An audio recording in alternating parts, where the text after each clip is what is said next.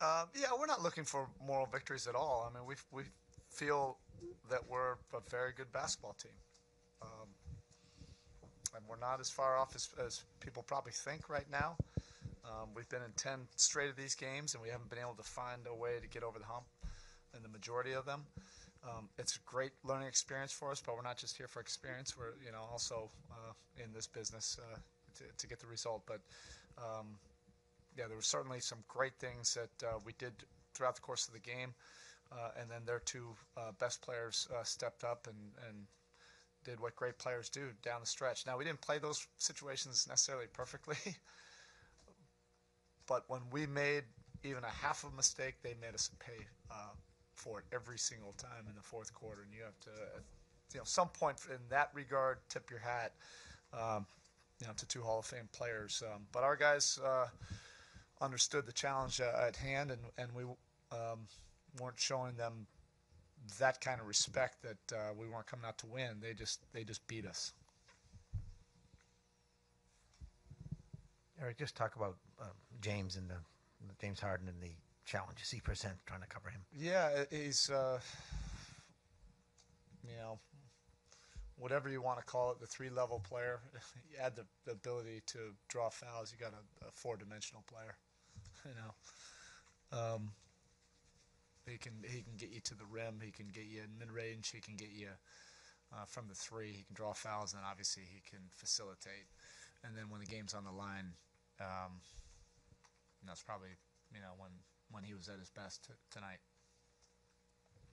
Your backcourt, especially Gorham, we almost expected he's an all-star, but Jay Rich to step up at this level of competition, what does that say about him? What did you see from him today? Well, he was probably the only guy that we could put on either Harden or Paul that offered any kind of real resistance.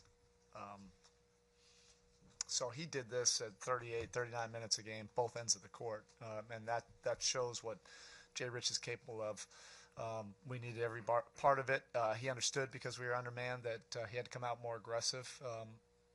So my challenge to him now is, even when we're at full strength, to play with that kind of assertiveness, that kind of aggressiveness, and take on that kind of responsibility for our basketball team. He was terrific on both ends tonight. Okay.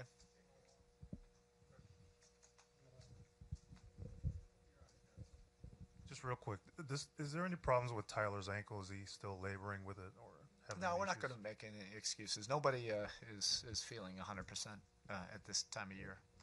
When you look at this game, I mean, I don't think either side knew who was available until we walked out there. There were a lot of guys that were late scratches. So everybody's trying to push through until we get to All-Star break. And then probably every team will be hoping to get as healthy as we can during that stretch.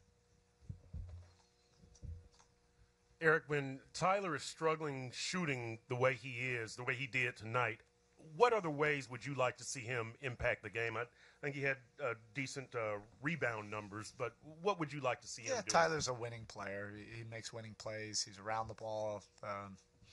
That's when he's at his best, is when you just see when you actually feel his impact on both ends of the court. It's not necessarily about the stats. We say it all the time. It's not about that final line in the box score. He's a proficient offensive player. That'll come.